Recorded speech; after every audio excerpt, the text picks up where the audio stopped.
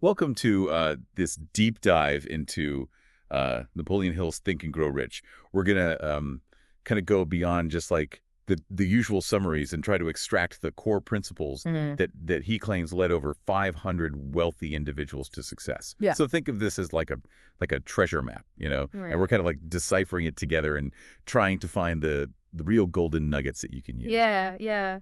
I think what's so intriguing about the way Hill sets this up is he sets it up as this mystery, like success is this puzzle to be solved. And he teases us with this like secret to wealth that was revealed to him by the skill tycoon Andrew Carnegie himself. Right, right. It's almost like we're getting this like exclusive backstage pass into the minds of these like titans of industry, and this is the secret that worked for people like Thomas Edison, who revolutionized the world, but only had like 3 months of formal schooling. Yeah. Yeah, it really challenges, the conventional narrative of what it takes to achieve greatness. Often Mm. we think of success as something that's reserved for the elite, the highly educated, the privileged few. But Hill's arguing that it's accessible to anyone who understands and applies these fundamental principles. Okay, so let's dive into the first principle. Mm-hmm. The first principle is desire, Hmm. but he's not just talking about wishing on a star, right? This is about burning desire, that deep-seated yearning that fuels action. And he tells the story of Edwin Barnes, who was determined to work with Thomas Edison, not just for him. Like he wanted to be in Edison's inner circle, not just another employee. Yeah, and Barnes faced some pretty daunting obstacles, right? I mean, he didn't even know Edison personally, and he lacked the funds to even travel to meet him. It's a story that really resonates with anyone who's ever felt like they're starting from scratch with a seemingly impossible dream. Exactly. Barnes could have easily given up, but instead he showed up at Edison's company, ready to take on any job, just to get his foot in the door. I mean, talk about relentless determination. It took 5 years, but eventually the opportunity arose, and Barnes became Edison's business partner. And Barnes's story, it really teaches us that achieving a goal requires more than just wanting it, right? It's Yeah. about cultivating that burning desire, that unwavering commitment to our vision, even when faced with setbacks and delays. It reminds me of that saying, the universe doesn't give you what you want, it gives you what you demand, Yeah. right? And Barnes certainly demanded that partnership with Edison. Absolutely, absolutely. But here's where I find Hill's argument even more compelling. He goes beyond just saying never give up. He tells the story of R.U. Darby's uncle and the gold mine, which illustrates how easily we give up right before a breakthrough. Oh, this story's a classic. So Darby's uncle catches gold fever, and he finds this promising vein of ore, and they invest everything they have, right? But then the vein seems to disappear, and after months of just backbreaking work, they sell their equipment for next to nothing and go home defeated. And you can imagine, right? The buyer who understood mining a little bit better brings in an engineer, and the engineer discovers the main vein just 3 feet from where Darby's uncle had stopped digging. Oh man, it's enough to make you scream in frustration, Yeah. right? But it really highlights this crucial psychological barrier to success, right? We often give up when we're on the verge of achieving what we want. It's like we hit this wall of self-doubt and assume that if we haven't succeeded yet, we never will. But Darby's story and many others in Hill's book suggest that often the difference between success and failure is that extra push, Oh. that unwavering belief in the face of setbacks. Yeah, it's almost as if like the universe is testing our commitment to our goals. If we fold at the first sign of resistance, maybe we didn't really want it badly enough in the first place. That's an interesting way to put it. And Darby himself, the nephew, Yeah. he really took that lesson to heart. He went on to become a top insurance salesman, Yeah. and he was known for closing deals when others would just give up. He understood that a no wasn't always a dead end, but often just a challenge to overcome. Right, right. Like he developed this almost superhuman resilience, Yeah. fueled by that story of the gold mine. But Hill also talks about the power of a definite desire, Mhm. not just want to be rich, but having this crystal clear vision of what that wealth looks like, how you will use it. Yeah, having a concrete goal, not just some vague aspiration. And he illustrates this with the story of this merchant who lost his store to fire multiple times, actually. I mean, most people would have thrown in the towel after the first fire, let alone the second or third.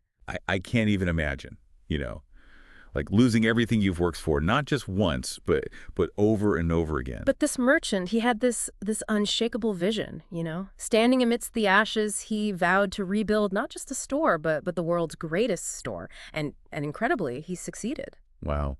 It makes you wonder, like what was it about this man's mindset that allowed him to persevere? Was it sheer willpower or was there something deeper at play? I think Hill would argue it was the power of a definite desire. This merchant, he didn't just wish for success, he envisioned it, he planned for it, and he refused to let anything, even a series of devastating fires, derail him from his goal. It's almost like he willed his success into existence through the sheer force of his belief.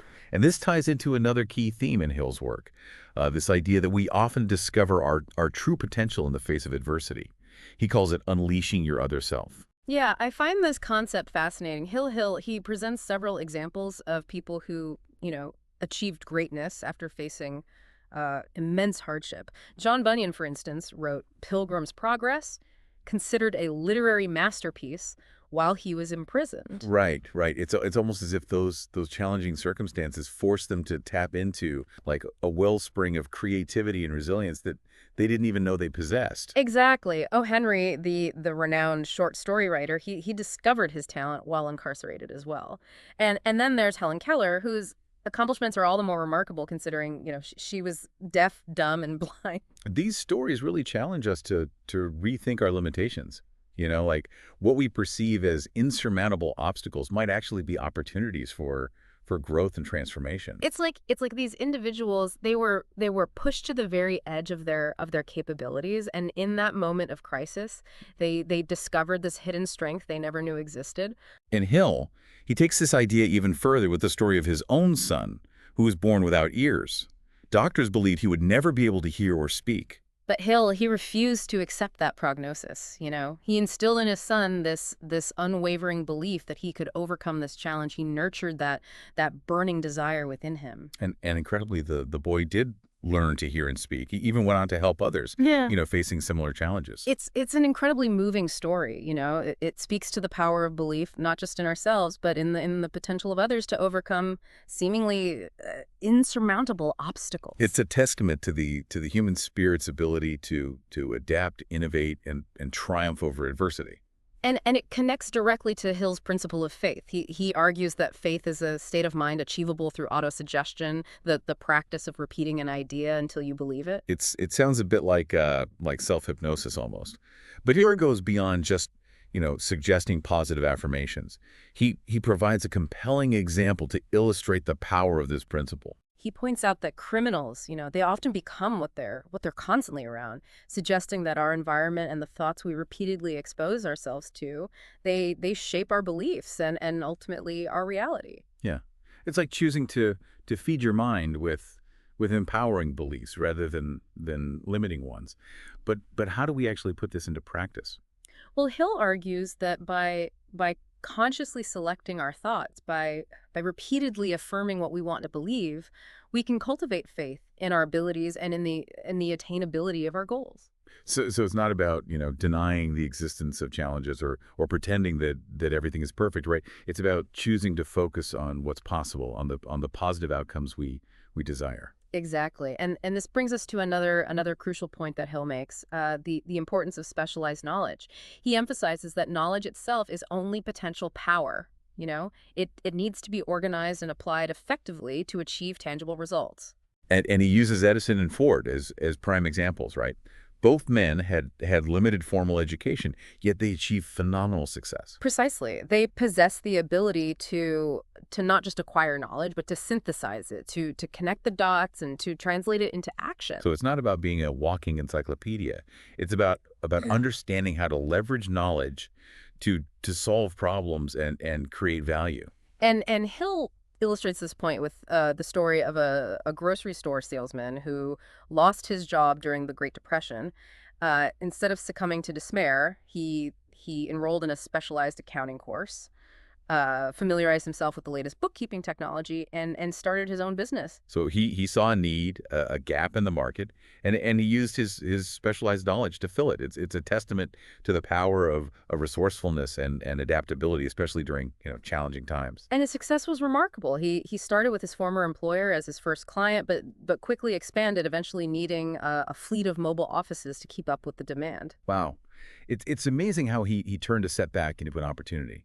But Hill emphasizes that this man's success wasn't just about possessing knowledge. It was about the way he organized and applied it. He had a plan. Absolutely. And that brings us to another crucial element in Hill's framework for success, planning and action. He tells the story of a young man who landed a junior executive position right out of college, a feat that typically takes years of experience. What was his secret? Did he have some powerful connections or something? Not at all. He created what Hill calls a personal service sales plan.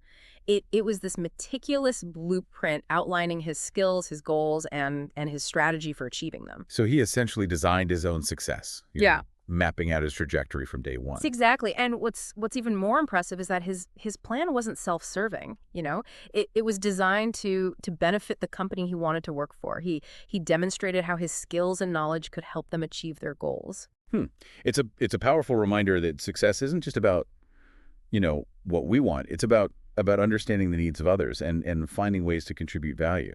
It's about creating win-win scenarios where our success is intertwined with the success of those we serve. It seems like a subtle shift in perspective, but it makes all the difference. Instead of approaching success as this solo mission, it becomes a collaborative effort, a journey where we can leverage the strengths and insights of others. And this leads us to one of the most intriguing concepts in Hill's book, something he calls the mastermind group. Oh, yeah.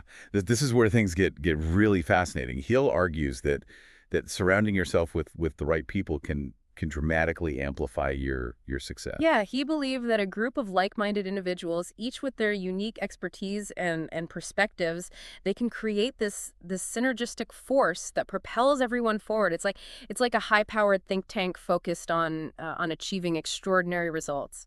So it's not just about, networking or casual socializing. This is about intentionally forming a group with a shared purpose, a commitment to supporting each other's growth and success. Exactly. And Hill himself, he attributed much of his own success to the mastermind group that he cultivated over the years, which included some of the most influential thinkers and achievers of his time. It makes you wonder, like what would a modern day mastermind group look like? Would it be a physical gathering, or could it exist virtually?